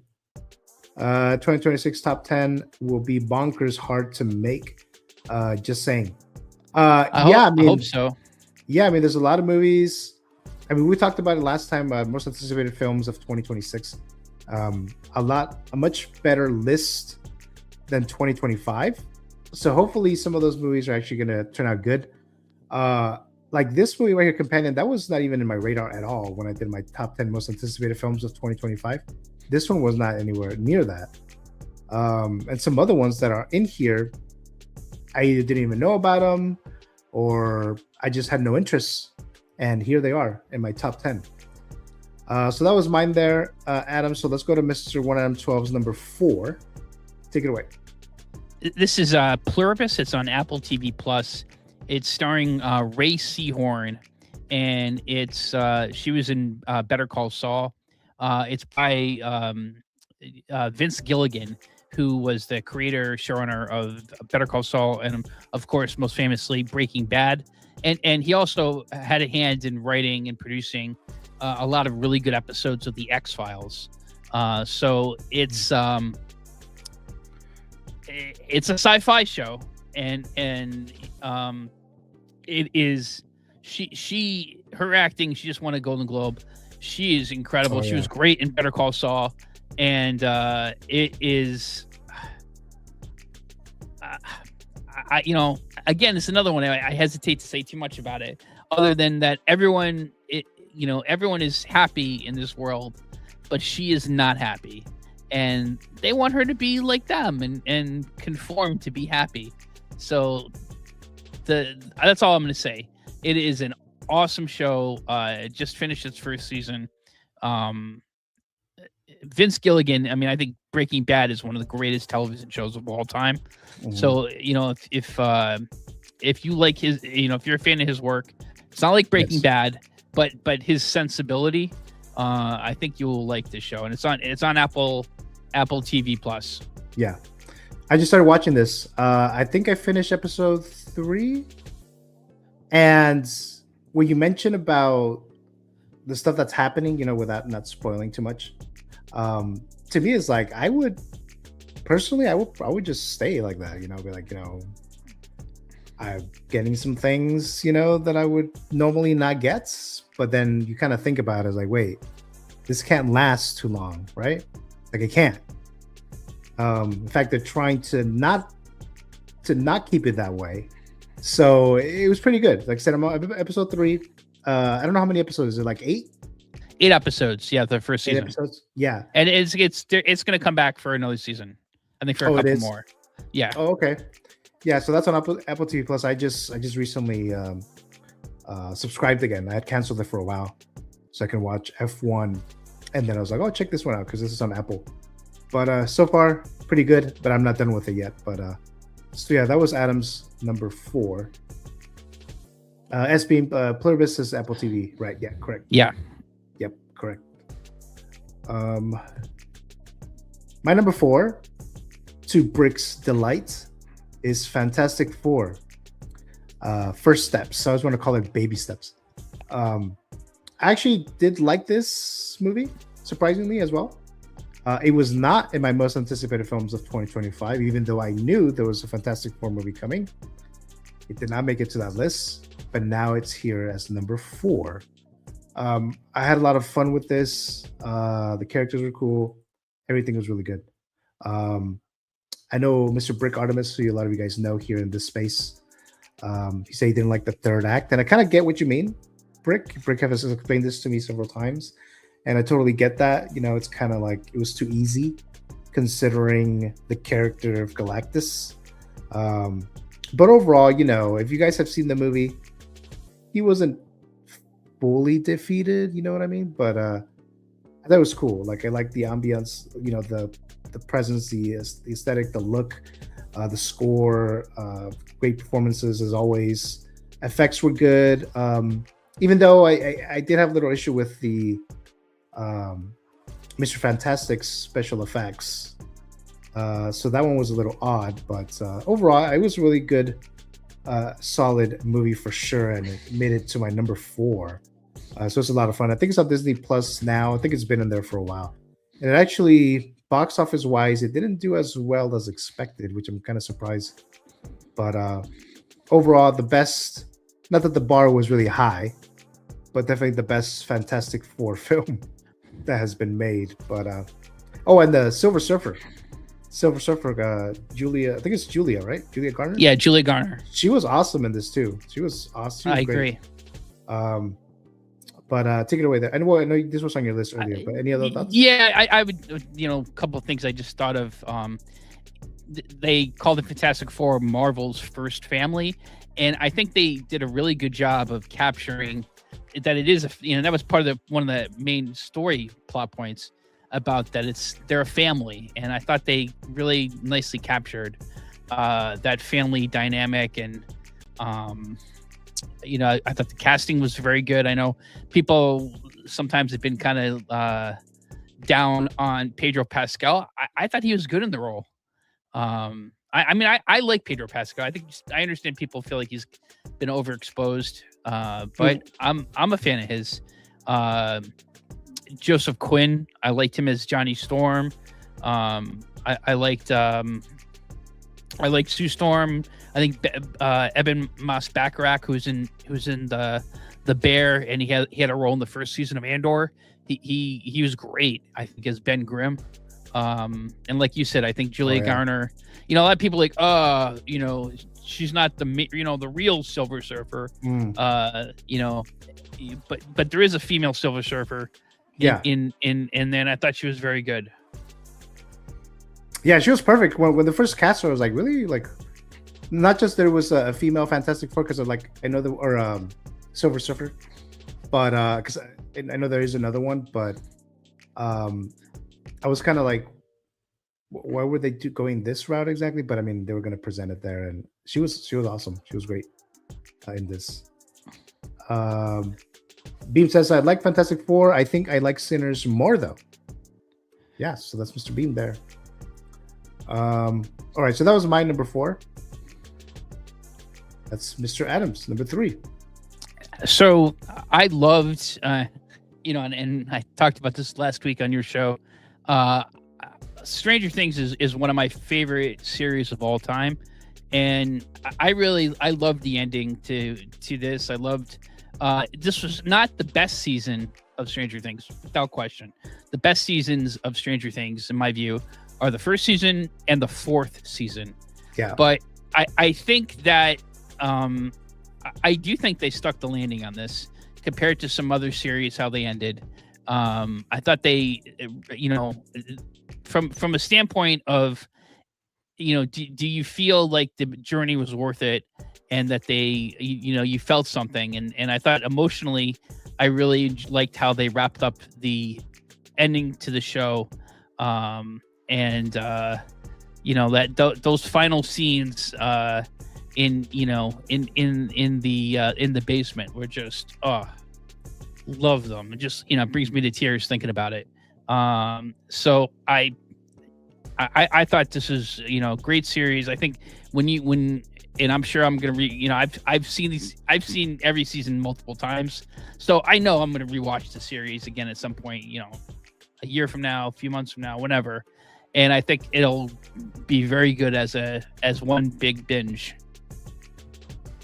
Yeah, so I talked about that as well on my stream a couple weeks ago when the finale premiered, and I not perfect for sure, the finale itself. The season, it's definitely not among the better seasons. Like you mentioned, Adam, 1 and 4 are the best seasons for sure. But I actually did like, even with its flaws, a lot of people have pointed out plenty of flaws with that finale. But overall, it was something that's fit with everything else, and I think it worked pretty well overall. And like I mentioned, I watched it in the theater, and it was a great experience watching in the theater with a bunch of just Stranger Things fans who are very excited for the finale, watching it here on the big screen, looking at all those great performances and effects there, and all these great character moments in a room, in a theater. It was a great experience overall. So that's why I really did like the finale overall. And like I said, not the greatest season, like Adam mentioned, but I still think it was pretty good. Not too bad at all. I will say that one place where they dropped the ball is they really should have got, Netflix is doing a lot of stuff or Hot Toys is doing a lot of stuff with Netflix, but they dropped the ball on not getting a contract for their figures, because I've gone online to try to find a couple of the 3-0. 3-0. I was looking for Vecna and Demogorgon, and good luck trying to find them for like a reasonable price on eBay. I'm sure the prices will go back down at some point, but and the 3-0 figures are okay. I really would like to see Hot Toys get this line. The Vecna figure is not bad though, right? Maybe because it's not. Vecna figure is good, but you can't find it for it's kind of pricey now. Because the ones that I've seen of Mike, that one's kind of the likeness is pretty bad. Not so good. But I guess Vecna, because it's kind of like a creature, you kind of can't really fuck it up that much. Because I've seen that, it looks pretty good, but I wasn't collecting Stranger Things figures, but yeah. So that's Mr. 1 out of 12's number 3. SBM says great series. Best season was 4 for sure. Yeah, it's definitely up there. 1 and 4. Yeah, I would agree with that.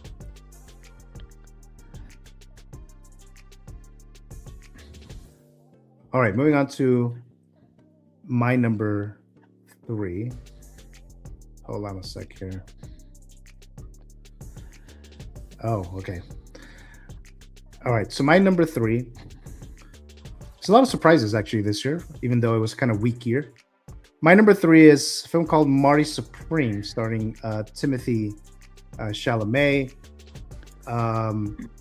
Some of them call him the ping pong movie with Timothy Chalamet. As directed by one of the Safdie brothers.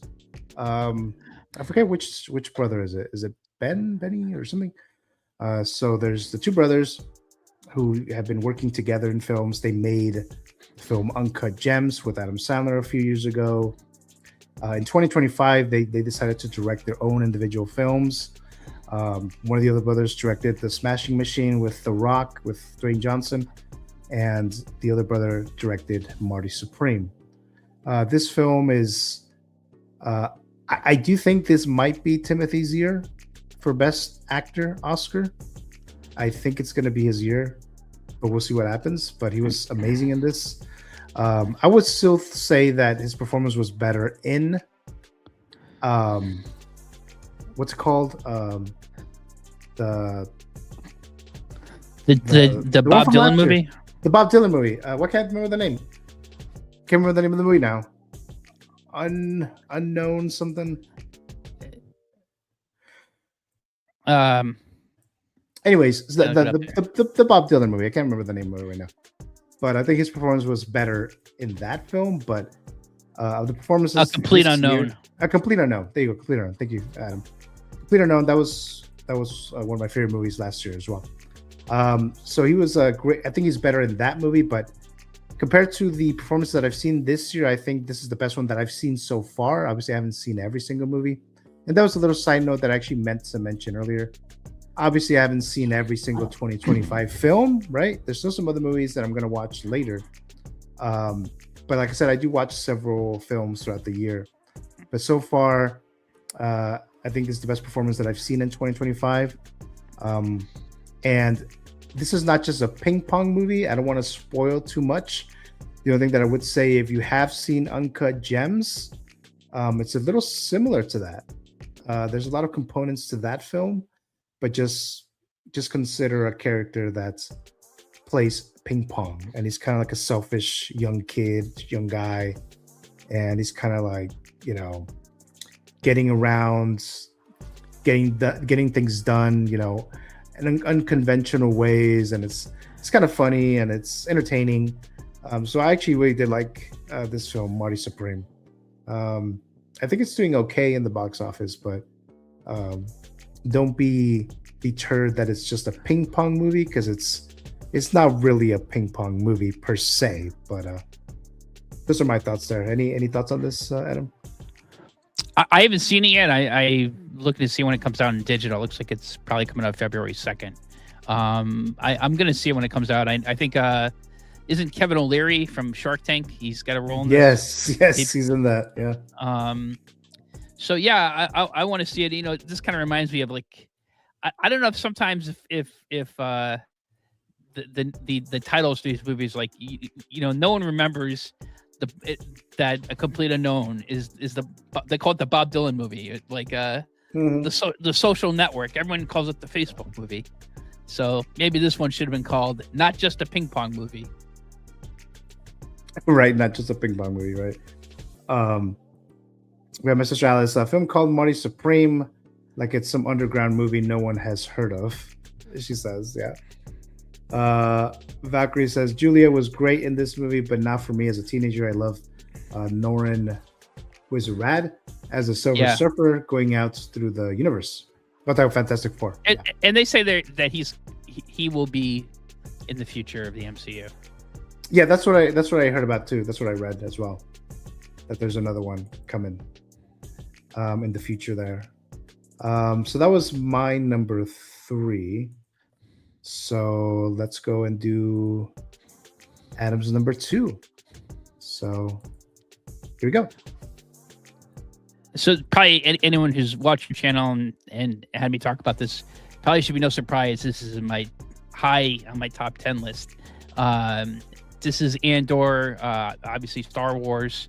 I think it's along with Rogue One, the best Star Wars we've had since the original trilogy, or at least since Revenge of the Sith. I just think this is an extraordinary series. The writing, direction, the production, the acting, phenomenal. And in particular, like this show is a slow burn, so you gotta be a little bit patient with it because it builds and builds. But in that sense, somewhat it's kind of like particularly the first season or two of Breaking Bad. You got to give it some time to build up, and then it really explodes. And the last 3 episodes of season 2 are some of the best TV you will ever see. Just so good. Yeah, I can't recommend this highly enough. You really see like just a bureaucratization of evil that the Empire was, and it really, you can watch Andor, then go into Rogue One, and it flows very nicely into Star Wars, A New Hope. Yeah, it's definitely very grounded. More, when I say adult, I don't mean like Star Wars is not also adult, but it just goes into more details as to, the political system and stuff like that. That goes into more details when it comes to the Empire and all the moving pieces that we haven't really seen. And the other Star Wars movies, that's a little bit more lightsabers and some creatures and stuff like that. So I did really like this. It would have been top as well if I was rating TV series. So that's it for 2 seasons, and I think that's it. The showrunner, what is it, Tony Gilroy. Gilroy. I guess he's done after this, right? So I mean, it's pretty much done with, I believe. Yeah. And then we get Rogue One. So good companion to watch the Andor seasons and then go into Rogue One, because I know I watched it after I finished watching season 2. I watched Rogue One right after, and it was like perfectly set there. But yeah, great pick there, Andor. It is a slow burn, like you mentioned, but it's overall very good. I think this is my number 2. So here we go. This way, man.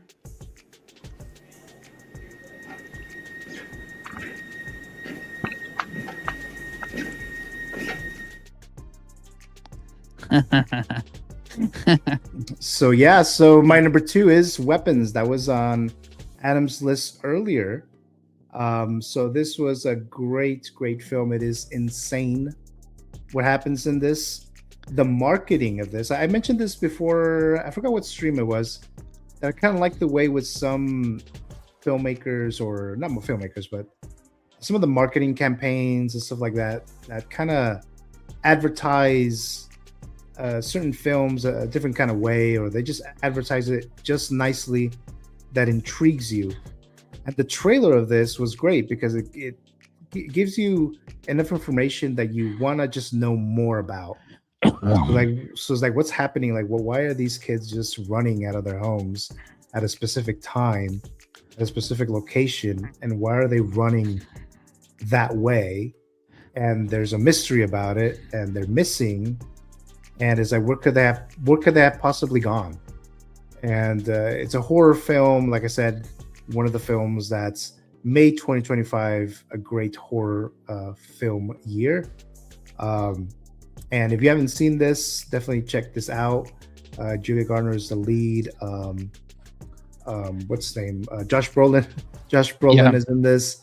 I always forget the guy's name who plays the young Han Solo. Alden Ehrenreich. Yeah, that's right. Yes. And then the lady, which I forgot her last name again, Amy Madigan. Madigan. She's awesome in this. I hope she gets at least nominated for Best Supporting Actress and possibly win. Benedict Wong is in it. Oh yeah, he's in this. There's just crazy ass scenes that happen, especially the third act. The third act gets completely nuts. So definitely love this. My number 2. Any other thoughts, Adam, on this? It was so good that this made me to go back and watch the director Zach. I think you pronounce his last name Kregers. He directed a movie called Barbarian, and I went back and watched that. Not as good as Weapons, but it was an interesting picture. Yeah, not as good as Weapons, but it was a solid movie. I saw that in the theater, and I was like, "What the hell's going on with this movie?" Because it was kind of like marketed that same way. Like it just showed you a little bit of something happening and kind of intrigues you a little bit, but didn't show that much about what the story is really about, but just enough that you want to go see more. That's not as much as Weapons, but that one was also good too. Johnny says, "What bureaucratization? Bureaucratization. Okay, there you go. Say that 3 times fast. Bureaucratization. Yeah. So there you go. That easy one. S-Beam says loved Andor. So yeah, there you go. Another Andor fan. My sister Alice says I was scared to watch Weapons, but was surprised at how funny it was. Really? Yeah, you're right. Yeah, there's definitely humor in it. For sure. Yeah, so that was my number 2. So let's go and do the top spot here. So here we go. So this is Adam's number 1 for 2025. So here we go. After midnight, out in the moonlight, just like we used to do, I'm always walking. So I just saw this. This is Song Sung Blue, and I just saw this the other day. It is. I love this movie. It is such a great movie. Now, there's it's a little schmaltzy some things, but first of all, if you're, it's about Hugh Jackman, who we all love as Wolverine, and Kate Hudson. They are outstanding. I think they both deserve to be nominated, and I certainly hope Kate Hudson is nominated and wins, because she is great. It's a true life story about about a couple who were they had a Neil Diamond tribute band in Wisconsin, in Milwaukee, in the late 80s and 90s. And it's actually based on a documentary called Song Sung Blue, which after watching the movie, I watched the documentary. You can watch it free on YouTube. And it is an incredible story. And actually everything in the movie is basically, it's all true. They kind of sped up things a few, for dramatic purposes, but it's everything that's depicted in the movie. Like just some outrageous things that you think, no, this can never happen in real life. Yeah, it happened in real life. And they're like, again, they lived in Milwaukee, Wisconsin. They're, they tribute band to Neil Diamond, and they kind of were like local celebrities in Milwaukee. They actually opened for Pearl Jam at Summerfest in Milwaukee, and kind of maintained contact later on with Eddie Vedder. It is if you love Neil Diamond's music, which how could you not? I mean, I love Neil Diamond's music. It's just great music. The chemistry between Hugh Jackman and Kate Hudson is phenomenal. So I love this movie. And the other great thing, this is like a movie that Hollywood used to make about like just two people like working people who are just doing their thing, and trying to make a life for themselves. They have some challenges. They have a lot of challenges, these characters, and adversity they face. But it's a family that loves each other, that supports each other, them and their kids, and we don't see that enough anymore. I think this is a fantastic film. Now maybe in some other years when we had some the Saving Private Ryans of the world, Titanic, something like that, would this be my number 1 film? No, but I picked it as my number 1 film because it's like more of a traditional Hollywood film that we just don't see anymore, that I wish we saw again. And I hope more people see it. I had no interest in watching this when I saw the trailer, Adam. But I'll check it out. Did you say that you bought it on Apple TV? Yeah. Oh, okay. So I love Hugh Jackman, and I love the music of Neil Diamond. I think just love that music. I grew up listening to that.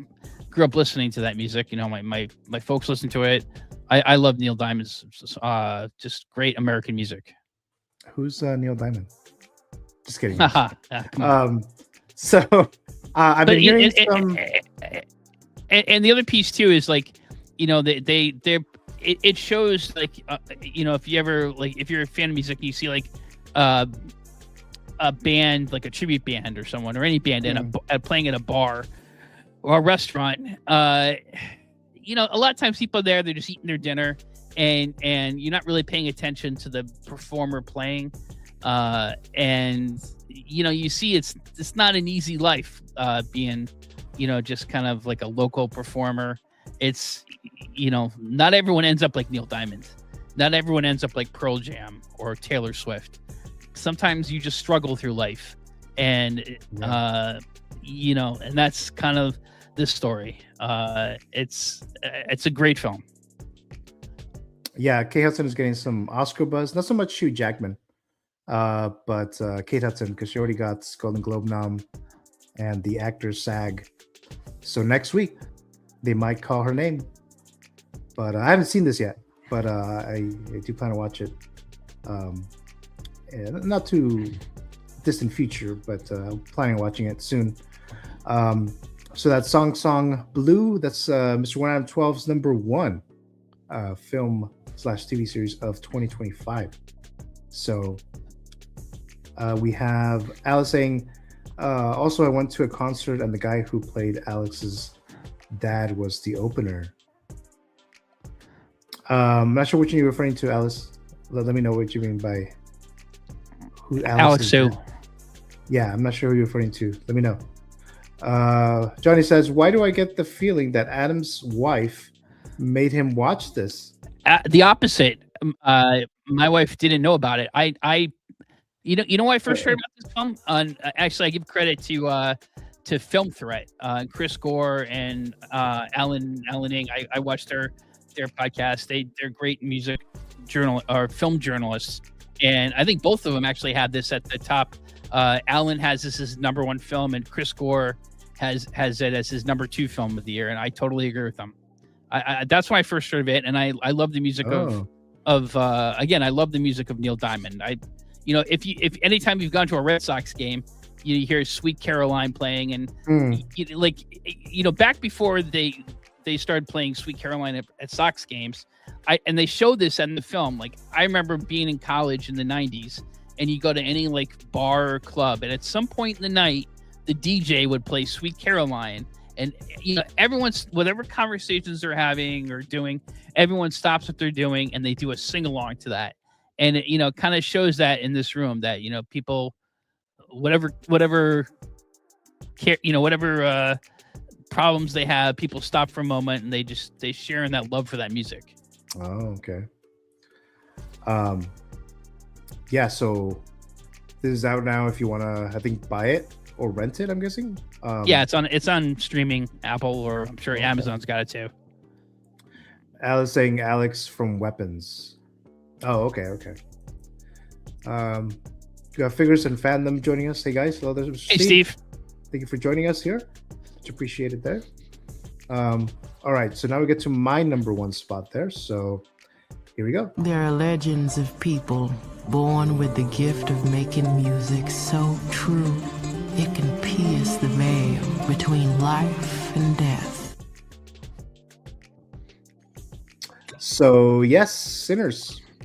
Sinners was my number 1 film when it first came out in April, and again, I thought there's gonna be another movie that's gonna come out in 2025 that'll probably push it, but not the case. So Sinners, my favorite film of the year, top film of 2025. I had some issues with this movie. There's definitely some issues with it. I didn't love the structure of the storytelling. because there's different. It seems like different type of genres in one film, which sometimes it's fine, but sometimes it's kind of it didn't work as smoothly as I would have liked. But overall, it was a great film. Best performance by Michael B. Jordan by far. A lot of people say that his best performance was in Black Panther, which I don't really agree with. I think this is his best performance. You're playing two characters, twins here, and they're different. They're different characters, even though they are twins. And there's some other great performances in this movie. The score, of course, that definitely stands out a lot. The music, we got the vampires, the horror stuff, whatever going on here.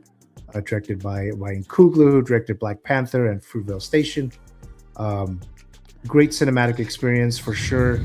And a lot of people seem to be liking this film. Did well at the box office. I did do a review with Mr. Jay Feasy on his Figures Media, That One movie. So if you haven't seen that, catch that on Mr. Jay Feasy's YouTube channel. Again, Feasy's Media. We did a thorough review of the film. It's like an hour and a half or 2 hours long, and I give my thoughts. Feasy gives his thoughts about this film. A lot of good stuff in this film here, and yeah, it stayed at number one. Like I said, overall, not the greatest year in movies in general, but horror was definitely strong, and Sinners was definitely up there. And I also predicted in that review with Mr. J. Feasy's stream, I predicted that it will get all these Oscar nominations, even though it was early. So we'll see how close I was when those predictions come Thursday, because the nominations are going to come out. I do expect Ryan Coogler a director nomination or screenplay nomination, and the music score of this as well. I know this was already on your list earlier, Adam, but any other thoughts? Yeah, this was I had this at number 5. And if I hadn't seen Song Sung Blue, this would have been my top movie of the year, theatrical movie. Michael B. Jordan in 2 different roles in this. He's a great actor. And Haley Steinfeld, she's excellent in this. Oh yeah. Yeah, just an awesome movie. I think, well, I can't really say. I think it's one of a certain type of. It's the best of a certain type of genre.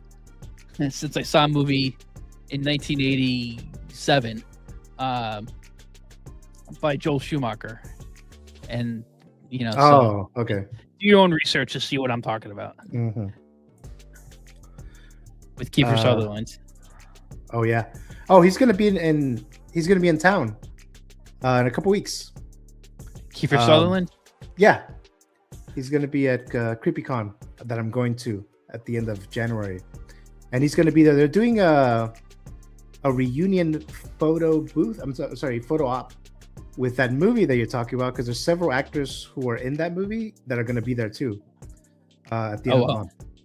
Yeah, so he's going to be there, and some other actors that were in that film. But yeah, guys, so that was my number 1, Sinners, Ryan Coogler's. I expect several Oscar nominations. I don't know how many it'll win. Maybe for writing is what I'm guessing, best original screenplay, and the music, because the music is amazing in this for sure. That definitely stands out. But that was it, guys. That was the list. So just to recap from the very beginning. So we go to the beginning here. So we have a few honorable mentions that Adam did. Task, the series, 28 years later, was an honorable mention of mine. This is a documentary, right, Adam? Documentary. Closure. That was an honorable mention of Adam's. The film Warfare as well. Adam's Superman. Frankenstein by Guillermo del Toro, directed by Guillermo del Toro. Fantastic Four, First Steps is number 10 for Adam. My number 10 was Begonia with Emma Stone and Jesse Plemons. Train Dreams was Adam's number 9. Mine was Twinless. Paradise TV series on Hulu, that's number 8 for Mr. Adam. The horror remake Silent Night, Deadly Nights, that was my number 8. Weapons, number 7 for Adam. Lilo and Stitch live action film is number 7 for me. Welcome to Derry as Adam's number 6.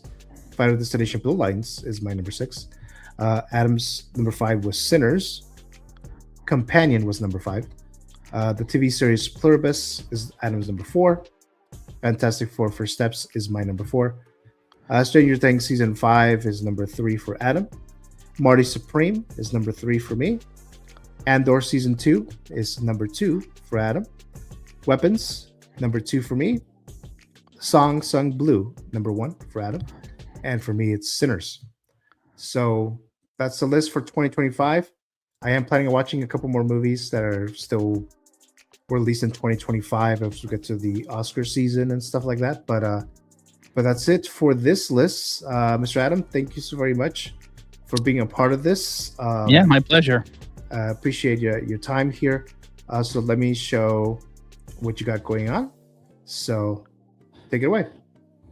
I'll be stopping on. Well, first of all, again, hope you continue to feel better. Enjoyed putting this list together, Gio. I always, I like to have like a. Obviously, we're very much into like genre films, sci-fi, superhero, horror. But I like to have. I have diverse tastes, so I like to have like a diverse list of things. And so I think, and both of us clearly did. So I think that was very cool. I'm going to be stopping by the ARTEMIS Bugle 6 tonight. I think it's 8 p.m. Eastern time. I think I'll see you on that for a bit for his second anniversary show. And, see you back next Friday night for another figures talk. Oh, yeah. Well, thank you, Adam. Thanks very much, as always, for being on here, the Met Report and Figures Talk. I think your first episode, the first time you were on this channel was on the Met Report episode, I think, no? I think you're right. Yes, you are correct. I think it was a Met Report episode, but yep. But thank you, Adam, for being here. You've been on this channel for like a year and a half or longer now, so thank you so much for always coming on here. So for me, actually, let me do this real quick. So let me thank the channel members real quick here. So we have Mr. Yomo, TJ Mike, Blur That Life, Jay Feezy, Mr. Moose, Big Rib, Matthew, Collector Joey, Alice, Ivan, my cousin, Ash Chase, Johnny Chronicles, VFG Movie Reviews, X-Man Supreme, Blue Tattoo, AJ, Mr. Brick Artemis, Robbie, Feel the Burn, rest in peace, Robert Burns, Valkyrie Magnus, Mr. One Adam 12, Mr. Larry Walker, Mr. S Beam, and Viking Collectibles. And actually, last night, Mafia, Anthony, he joined the membership, so I'll add him here soon. So thank you guys who have entered the Canon Matrix membership. I really do appreciate all your time here, supporting the channel this way, on top of watching and things like that. So very much appreciated there. More things coming when it comes to the membership, and then I'm still going to send something out to the members who have been doing this for a year.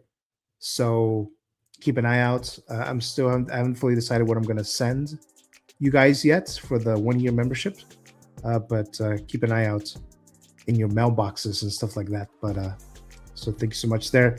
The top fan for today, if you're a channel member, actually we have Charlie was actually number 1. Now he's not a channel member, but he is number 1. So thanks so much, Charlie, for joining us here on the Met Report. Like I said, I've seen you more so on the chats and on this channel. So thank you so much for continuing to return here. So very much appreciate that there. So there you go there. Let me see here. So then we have the 26 Oscar nominations announced on Thursday morning. I am going to do this. I usually do this by myself. I just kind of go over the announcements live as they announce them. And then that's pretty much it there. I think it's like at 5:30 in the morning or something on Thursday morning, Pacific time. And then I break down the nominations. Currently set with Mr. Alex Montano, Saturday, 11 a.m. Pacific time, which is January 24th. So we'll be doing that there, and then Figures Talk Friday nights. So I'll be doing that. But again, Mr. 112, thank you so much for joining here in the panel or here in the stream. So thank you so much there. Johnny says, great stream, fellas. Made shoveling that snow less terrible. So there you go. Glad we could help on that front there, Johnny, a channel member. Thank you so much. And that's it, guys. So I'll be on Bugle 6 later tonight, 5 p.m. Pacific time. So definitely check that out for the Bugle 6 second anniversary on Brick ARTEMIS show. And then I'll see Adam there and some other collectors as well. So thank you, guys. Have a great weekend. And I'll see you guys next time. See you soon. Have a good one.